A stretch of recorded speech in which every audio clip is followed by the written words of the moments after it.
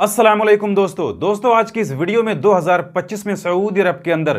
काम करने वाले गैर मुल्कियों के लिए लाए गए 5 ऐसे नए कानून के बारे में आपको बताने वाला हूं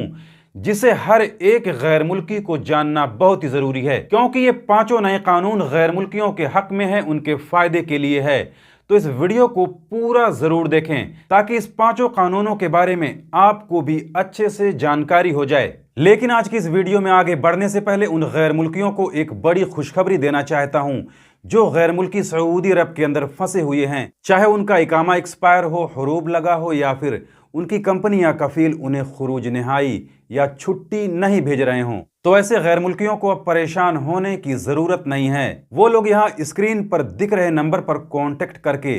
कम से कम पैसे में 3 से 4 दिनों के अंदर अपने मुल्क बड़ी आसानी से जा सकते हैं। वो चाहे इंडियन हो, पाकिस्तानी हो, बांग्लादेशी हो, नेपाली हो, इंडोनेशी हो, फिलिपीनी हो, श्रीलंकाई हो, कहीं के भी हों। अगर वो सऊदी अरब के अंदर फंसे हुए हैं, चाहे उनका इकामा एक्सपायर हो, हुरूब लगा हो या कफील और कंपनी उन्हें एग्जिट या छुट्टी नहीं भेज रहे हैं, तो वो लोग इस नंबर पर बेझिझक कांटेक्ट कर सकते हैं और उन्हें पूरी गारंटी के साथ कम से कम पैसे में 3 से 4 दिनों के अंदर उन्हें उनके मुल्क बड़ी आसानी से भेज दिया जाएगा। तो सबसे पहला कानून है प्रोबेशन पीरियड का, यानी तजर्बाती मुद्दत का, जो 3 महीने से बढ़ाकर 6 महीने के लिए कर दिया गया है। साथ में इसमें गैर मुल्कियों के एक और हक, एक और अधिकार को भी जोड़ दिया गया है जो इससे पहले के कानून में नहीं था, जिसे भी आपको बता रहा हूं। तो देखिए, अभी तक आम तौर पर क्या होता था कि जब भी कोई गैर मुल्की सऊदी अरब के अंदर नए वीजे पर आता था या फिर वो सऊदी अरब के अंदर से ही एक कफील एक कंपनी के पास से दूसरी जगह ट्रांसफर यानी कफाला लेता था, तो उसके नए कॉन्ट्रैक्ट में सिर्फ और सिर्फ 3 महीने का ही प्रोबेशन पीरियड यानी तजर्बाती मुद्दत होता था। उसमें भी अक्सर गैर मुल्कियों को यह हक, यह राइट नहीं होता था कि वो अपने शुरुआती 3 महीने के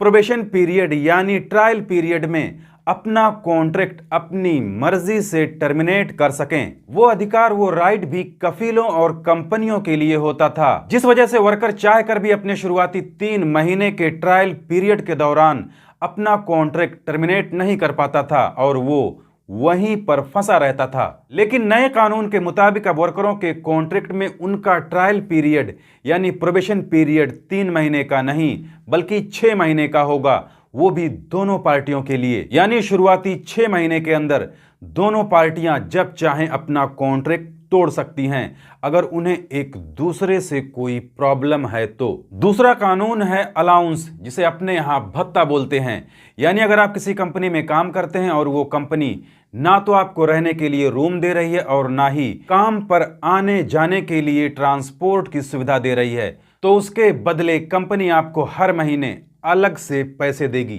तीसरा कानून है कॉन्ट्रैक्ट पूरा किए बिना उससे पहले ही बीच में तोड़ने का कानून। उसमें भी एक बड़ा बदलाव किया गया है। साथ में गैर मुल्कियों के हक में भी कुछ नई चीजें जोड़ दी गई हैं, जिसमें अब नए कानून के मुताबिक अगर वर्कर अपना कॉन्ट्रैक्ट बीच में या पहले ही तोड़ता है तो उसे कंपनी या कफील को सिर्फ और सिर्फ 30 दिन पहले ही बताना होगा। लेकिन अगर कंपनी या कफील वर्कर का कॉन्ट्रैक्ट बीच में ही तोड़ना चाहते हैं तो कफील या कंपनी इसकी जानकारी अपने वर्कर को 60 दिन पहले देंगे कि भैया हम आपको अपनी कंपनी से 60 दिन बाद निकालने वाले हैं, आपका कॉन्ट्रैक्ट टर्मिनेट करने वाले हैं। लेकिन अगर वर्कर अपना कॉन्ट्रैक्ट बीच में ही टर्मिनेट करना चाहता है तो उसे सिर्फ और सिर्फ 30 दिन पहले ही अपनी कंपनी को बताना होगा। लेकिन वक्त से पहले, समय से पहले कॉन्ट्रैक्ट टर्मिनेट करने के पीछे